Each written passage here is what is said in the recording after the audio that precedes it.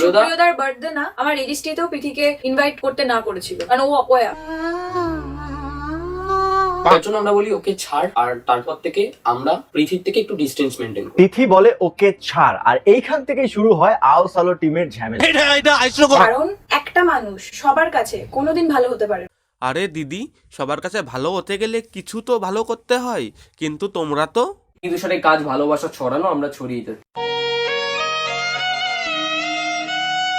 আমি যেই কাজটা করছি তার জন্য আমি গর্বিত। ভিডিওটা দেখলাম, দেখার পরে একটা জিনিস দেখে আমাদের খুব ভালো লাগলো যে সে যতটুকু কথা বলেছে ততটুকু একদম পারফেক্ট বলেছে। ভালো লাগলো তো ঠিক আছে, কিন্তু তিথি এমন উপরের দিকে তাকিয়ে আছে কেন? স্ক্রিপ্টটাকে সিলিং ফ্যানের সাথে ঝুলানো? তোমরা যা জিনিস তাতে ঝোলাতেও পারো। আমি একদিন আগে পরে হলে কিচ্ছু হবে না, কিন্তু মানে বলার তো একটা ব্যাপার রয়েছে না, মানে আমরা এটা আশা করিনি যে হুট করে এইটা। তা দাদা, তুমি কি আশা করেছিলে প্রীতি তোমাদেরকে বরণ ডালা সাজিয়ে বরণ করে তারপরে এই কথা বলবে? যদি বলো যে কেন এতদিন আমরা মুখ খুলিনি। আরে দিদি, আমরা জানি যে তোমাদের মুখ খুলতে এত সময় লাগলো কেন। তোমাদের মুখ খুলতে এত সময় লাগার কারণ হলো তোমরা স্ক্রিপ্ট লিখছিলে। বলেন কি? কিন্তু একটা স্ক্রিপ্ট লিখতে 2 মাস? প্রমাণ দাও। আরে কাকা, প্রমাণ তো দেবই, দিজু প্রমাণ ছাড়া কথা বলে না।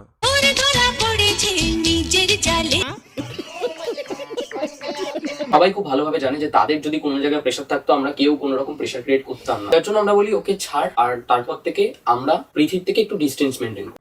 কেন দাদা, ডিস্টেন্স মেনটেন না করলে কি হতো? কোভিড-19? হ্যাঁ।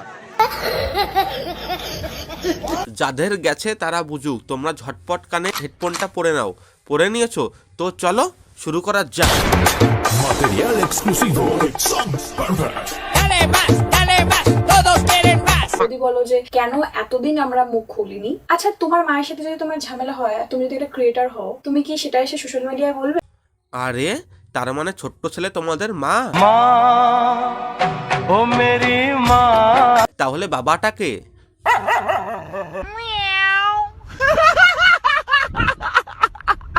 তাই ভাবলাম যে না, এই বছরের হিসাব এই বছরই কমপ্লিট করতে হবে, তাই আজকে বেশি কথা বলবো না। বেশি কথা বলনি তাতেই 40 মিনিট। আর যদি বেশি কথা বলতে তাহলে তো পানু মণ্ডলের ওয়েব সিরিজ বানিয়ে ফেলতে।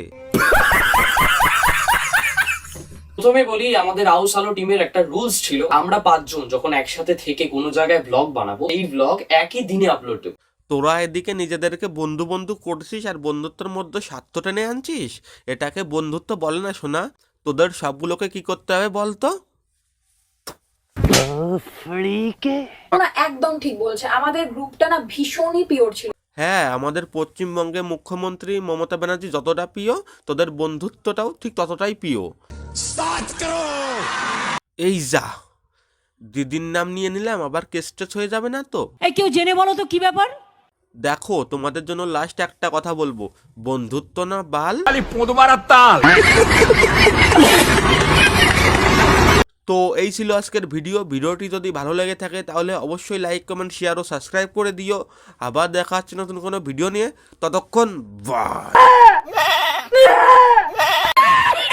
बेल आइकन तक के तुमको बाजी दाओ।